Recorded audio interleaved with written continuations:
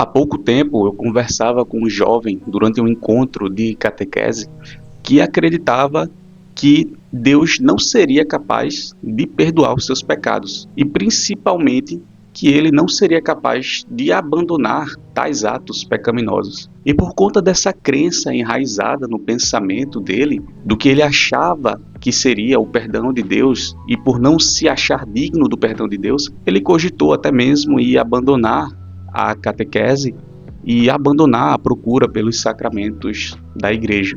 E foi necessário ter uma conversa firme com esse jovem. E depois eu vi que muitas outras pessoas têm esse questionamento interno de achar que os seus pecados são grandes demais para o perdão de Deus, que eles não são dignos e que por não serem dignos, Deus não seria capaz de perdoá-los.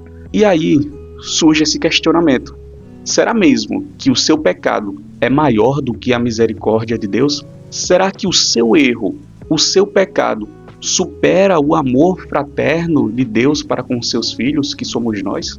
Quando olhamos para a vida do nosso Senhor Jesus Cristo, nós podemos constatar que ele sempre esteve na companhia de pecadores dos mais diversos tipos, fossem eles ladrões, assassinos, prostitutas.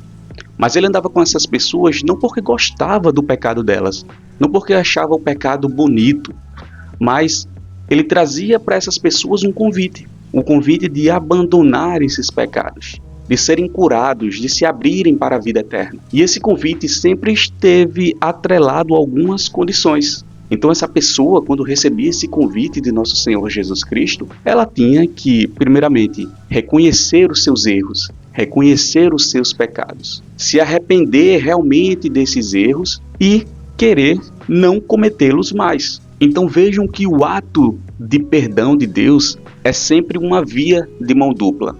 Deus sempre vai estar disposto a nos perdoar, mas também você deve querer ser perdoado.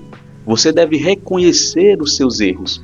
Você deve querer não cometer mais esses mesmos erros. Você deve renascer para uma vida em Cristo. E isso requer uma consciência de fé e uma vontade de melhoria contínua, o que nós podemos chamar de um processo contínuo de conversão, que é uma luta pelo pecado constante que nós vivemos. E esse é um ensinamento que a Igreja Católica sempre nos deixou, de que Deus ele é infinitamente misericordioso. No Catecismo da Igreja Católica, no parágrafo 982, vai estar escrito da seguinte forma: não há pecado algum, por mais grave que seja, que a igreja não possa perdoar. Ou seja, não existe um pecado que seja tão grande que a misericórdia de Deus não possa alcançar, por pior que seja esse pecado.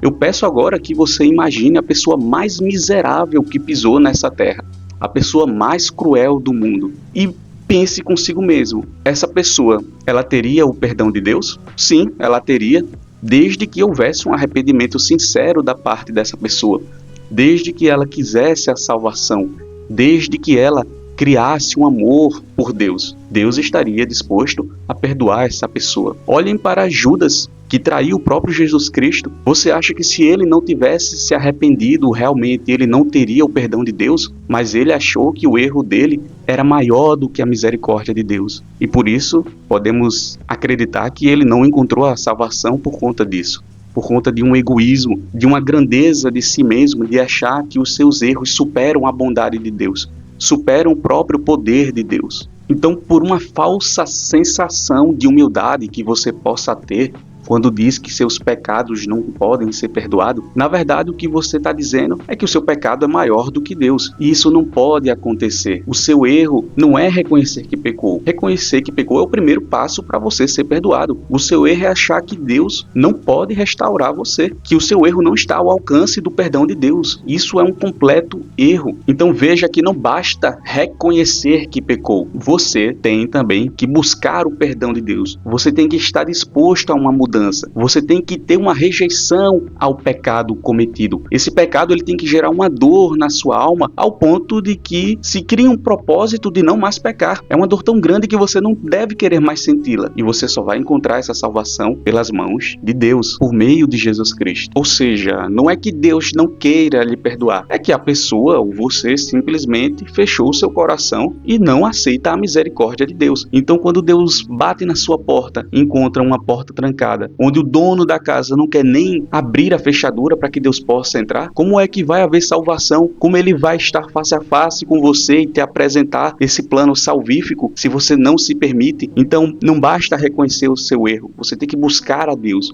você tem que se entregar de bom grado ao seu colo, às suas mãos, realmente como faz uma criança. Uma criança quando erra, uma criança quando comete algum erro, quando se machuca, ela corre aos braços daquela pessoa que ela tem maior confiança, no caso, os seus pais. Então Deus, na figura do pai que quer o bem dos seus filhos, está disposto a curá-los, está disposto a colocá-los em seus braços e trazer acolhimento. Então quando você nega constantemente de bom grado o perdão de Deus, na verdade você está cometendo apenas outro pecado, e um pecado que dessa vez realmente não tem salvação. É um pecado que Deus não perdoa, que é a blasfêmia contra o Espírito Santo. E veja que esse pecado está condicionado ao fato de você não querer que Deus lhe perdoe. Então é você que nega a salvação, é você que fecha as portas para graças de Deus em sua vida. Então Deus está ali querendo que você se aproxime, querendo que você olhe para o seu coração e veja o que te machuca e que você busque a cura por meio dele. Então, enquanto houver um arrependimento sincero, existe perdão. Não importa o que você fez, não importa quantas vezes você já caiu, não importa o quão longe você foi com o pecado, mas se você se arrependeu de verdade, se esse pecado realmente lhe causou uma dor, então Deus está disposto a te perdoar. E a cruz de Cristo é a prova disso. Um Deus que se entregou à cruz pelos seus pecados e te dá a possibilidade da salvação, e você ainda acha que ele não vai te perdoar, você ainda se acha indigno dessa salvação. Jesus não morreu por pecados pequenos, ele morreu por todos nós. Então busque a Deus, verdadeiramente se arrependa dos seus pecados